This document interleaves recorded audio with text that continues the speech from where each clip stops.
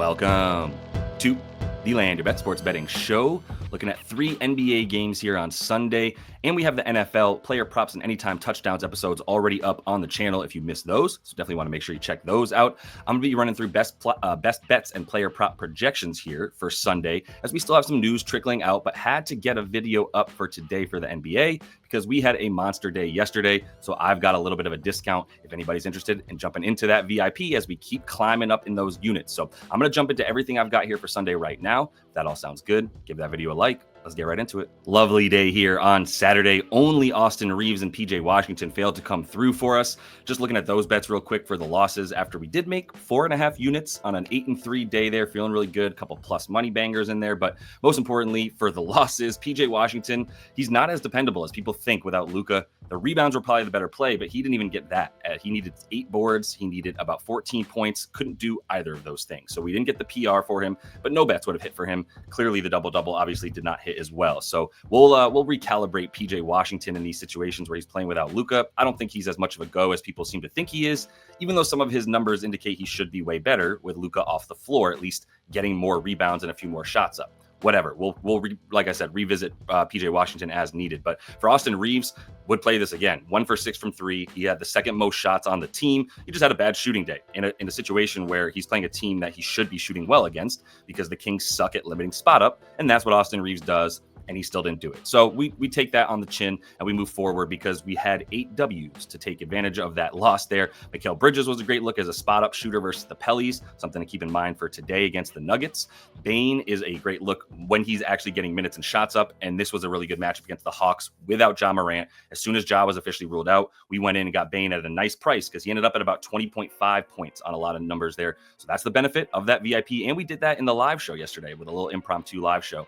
Julius Randle, plenty of people want to talk trash on Julius Randle, but when he's getting a great matchup for rebounds against the Dubs, we're going to take him to get 7, which is what he did. Goga is the money train. I mean, you're going to have to stop, really try to keep me from betting on Goga, I guess, moving forward. I didn't have this bet up for the video or on the live show, though, is when we decided that Goga was a go and hit that one. Jared Allen just blindly bet the over 3.5 first quarter points for this man. He's getting 2 to 3 shots a game in the first quarter, a couple of free throw attempts. He's good for about 4 to 5 points per first quarter. Dosunmu and Jordan Poole, sorry, I actually skipped Poole there. Lovely bet against the Bucks. Not a great hit rate for that man coming into this one, but it was a game that the Bucks were going to be shorthanded, coming off of a bunch of games in a row, the NBA Cup let down, all that. So it was a little bit closer than it should have been, and that kept Jordan Poole in the game and kept him at getting the 26 points there.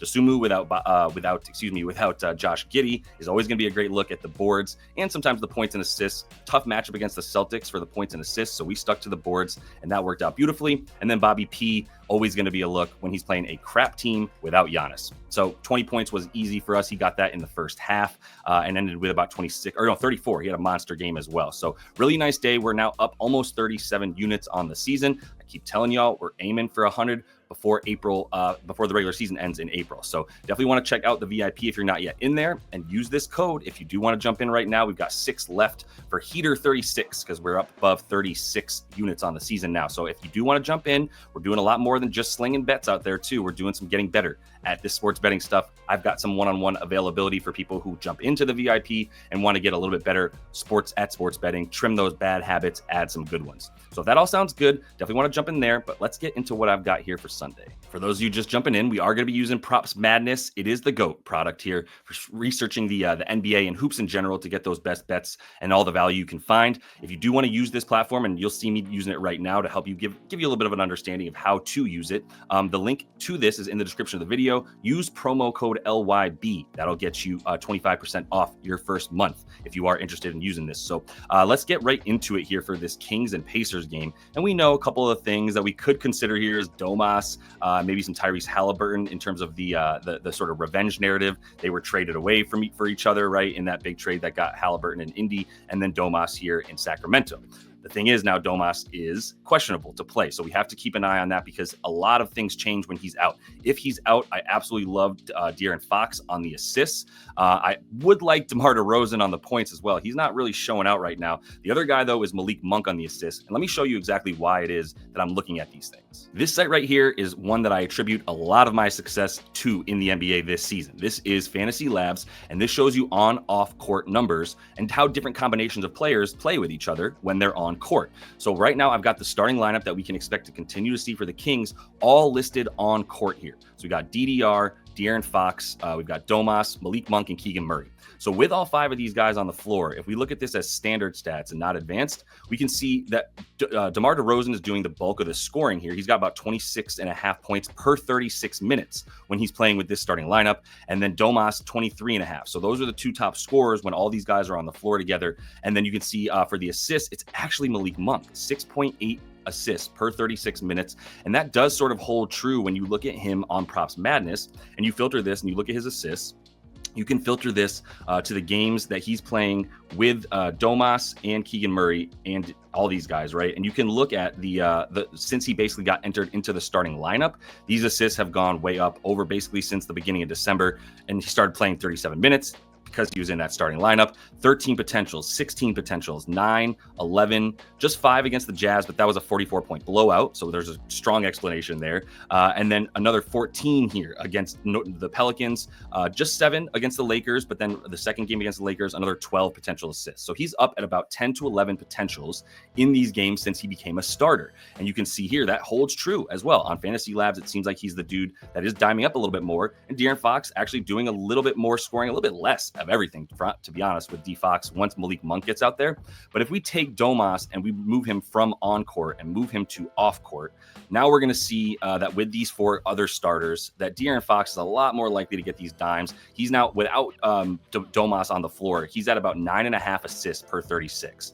So if Domas is ruled out, I do want to go right to the De'Aaron Fox assists. If Domas is ruled in, I still think we might be able to find some value on Malik Monk. Now, I don't love like minus 130 or 40 for him on the dimes, but that's where I'd be looking for him in this game against the Pacers. If Domas is in, I think we can take him at about 6+. Maybe you add about 15 points to make sure you can de-juice it a little bit, right? I do think 10 to 15 points is good for him. If that gets you closer to about minus 120, that's where I'd like to take over 5.5 assists for Malik Monk.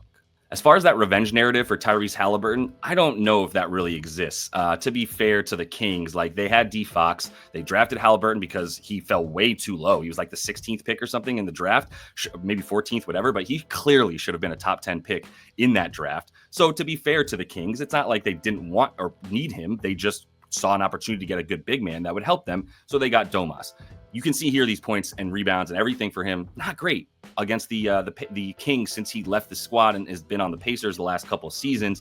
He's got a couple big assist game there right when he got to the team. And then since then, 34 minutes, 10 points at the beginning of the prior season. Then last year in February, 14 points, 3 boards, 1 assist. He was kind of coming back from injury. And this year's Tyrese is just not the same. So I'm not going to just go in and blindly hit him on stuff. If we look at how he's been doing recently, I think the assists are probably a better look, but honestly, it's fluctuates so much with this Pacers team. The reason I hate betting on this Pacers team, if we look at how their players sort of all play similar minutes, they all play and take similar amounts of shots. All you have to do is go to the Pacers here on NBA stats page and change this to players to look at how evenly distributed everything is. So Tyrese, 35 minutes, 18 points, but just 14 shots. Pascal's got 14. Benny Max has 12. Miles Turner has 11. You see my point here. Even Andrew Nembhard, right after it drops off after these top 4, still 7 shots a game. You're going to get a few more from him because Aaron Nesmith is out. It's just really tough to pin down which one of these dudes is going to be taking the bulk of the shots. You would think against the Kings that a guy like Pascal Siakam would be a good play. The things I'm looking at against the Kings here is obviously how bad they are versus spot up shooting. They're also bad against the pick and roll man. Miles Turner does have a good history of scoring against this team, at least in the one time he played them last year. It was a pretty good matchup for him. But once again, this isn't like a tell-all here for us with the Pacers that they're just a really good bet automatically, any of these guys, to be honest. I'd be leaning towards Miles Turner or maybe someone like Pascal with how bad the defense is down low for this Kings team. You can see in the paint overall. Now, right next to the basket, pretty good, but in the paint overall, you can kind of get in there and get what you want. I think Miles Turner will be hitting some baby hooks. I think he'll probably be good for a couple threes. So he's where I'm leaning for the points. But other than that, I don't really like any of these dudes consistently with how evenly distributed all of the volume is for them. Also a little bit tough here with this Rockets and Raptors game, but I want to take a look at it and at least say, the man, the myth, the legend, Grady Dick is the dude that I prefer to bet on here in this game against the Rockets. What you want for a scoring against the Rockets is going to be pull-up shooting, right? We've talked about this for a couple of different teams, but it's really important to know, is a team better at defending the pull-up or are they better at defending the catch and shoot? So if I go to opponent shooting here on NBA Advanced Stats, once again, this is linked in the description of the video to take you right here if you need it. Definitely very helpful. I'm going to change this to general, and I'm going to look at pull-up shooting, right? So this is how teams fare against on defense against the pull-up shot. The frequency with which the Houston Rockets allow the pull-up shot is going to be bottom 6 or so, right? They're 27% of the shots against them are going to be off the pull-up. They're a little bit better at defending it than most teams, but you can still see you're getting a lot more points off the pull-up here. 8.4 makes, a little bit more than the catch and shoot, which they're very, very, very good against. If you look at the catch and shoot stuff for them, this is where they limit you. The lowest frequency of shots against them are catch and shoot because they don't double team the ball. They let that player go one-on-one with, say, Dylan Brooks or whomever their defender is in this situation, and they don't double. So the spot up shooters and the guys waiting to catch and shoot, they're not left open. So there's not as much available for them. You would think that that would be a reason to not take Grady Dick. 15.5 points. He's definitely scoring more off the spot up than anything else. You can see the 32% of his shots are off the spot up, which this is a good spot up defense. We just established that.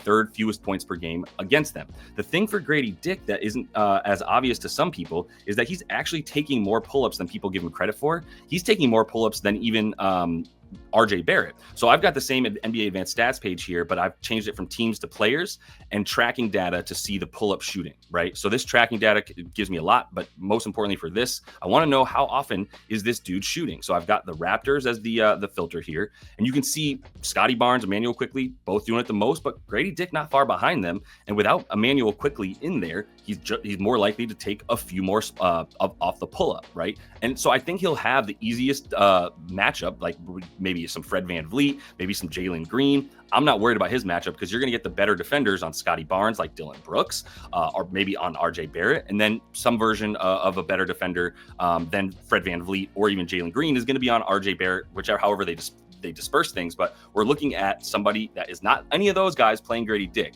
Now, it might be Amin Thompson, who is a very, very good defender. I'm not sure how many minutes he's going to play in this one. That's the problem with the Rockets lineup. But I know that Grady Dick, RJ Barrett, and Scotty Barnes, especially because Jakob Poeltl is also out, are going to be taking the bulk of the shots here for Toronto. So I like Grady Dick the most as far as points go, although I'm not opposed to RJ or Scotty. It's just this is a really good defense. I don't expect this game to be super duper high scoring. So somebody with about a 15.5 point prop who I think is good for about 12 to 14 shots this game, that's why I'm leaning into to Grady Dick's props here for the points. As far as somebody on the other side of the ball here, I'd be looking at Alpi Sengun. Still want to see what's going on with the injury report a little bit more, but I do think this is going to be a good look for him. I just think we're going to have to dumb things down a little bit. Now, the rebounds would where I would be starting because Poeltl is clearly their best rebounder, and he's not going to be out there. So now you're talking about like Jonathan Magbo, who is not the same rebounder, and certainly neither is Kelly Olynyk. I don't know how many rebounds are going to be available. This Toronto defense is terrible. So I do think there's going to be more shots made by Houston than normal, and meaning I don't know that there's going to be as many rebound chances available for Raptors players. But for the Alpi Sengun here, I think that there are going to be plenty of missed shots for the Raptors. It's just that 11.5 is getting a little bit out of control. So I got to keep looking at a few more things here. I think if you can get this at 10.5, that is a great look here for Alpi Sengun. Perhaps you take something around like the 15 points, 10 boards for him. I still think you're going to get a really good number there if you combine those plays together. So that's the main place that I'm looking in this game, which is going to be a little bit weird, to be honest, because the Rockets, I think, are going to handle things and be really, really good on defense today. Pelly's just got beat by the Knicks on the now they're on the second leg of the back-to-back, and they're playing now the Nuggets. That is a brutal back-to-back for them. The guys that I'm looking for here, couple things. Dejounte Murray, I absolutely love for the dimes. This is a little bit high for what he's been doing, but this is the guy most likely to be diming up for this team. This is the main ball handler and point guard is Dejounte Murray, not CJ McCollum. Very much so DeJounte. One way to look at that, just to make it very clear to you guys, is that if you look at NBA Advanced Stats, you can look at each of these teams' passing stats, right? So I've got the last 10 games up here on NBA Advanced Stats, looking at the Pelicans filtered in the last 10 players tracking passing. That's how you get to where I'm at. And you can see, obviously, DJ Murray here with the most potential assists in these last 10 since he and CJ McCollum have been back. 7.2 assists per game in that time frame, and the passes made and received. He's clearly leading the squad in passes made because because he's the point guard. He's also pretty high up there as number 1 in passes received. Because once again, if you're at the top of the key as the point guard, you make a pass to the wing. If the action isn't there, the ball is coming right back to you at the top of the key to then redistribute other places. So that's how we know passes made and passes received tell us who is the point guard on this team. And obviously, the potential assists are a big indicator as well, as he's leading the squad in potential assists with the most opportunities to get those dimes. If you look at the NBA Advanced Stats page for this team too, he's going to be the dude with the most assists per game alongside when he's playing alongside CJ, Trey Murphy, Herb Jones, Yves Missy. Those will be the 5 starters tonight. This is the dude, DJ Murray here, who is diming up the most. You're also talking about the Nuggets, who give up the most assists per game in the league. So this is a really good look for the point guard going up against them all the time, right? So I love this for Dejounte Murray in a game that I do think he's going to be playing a good amount.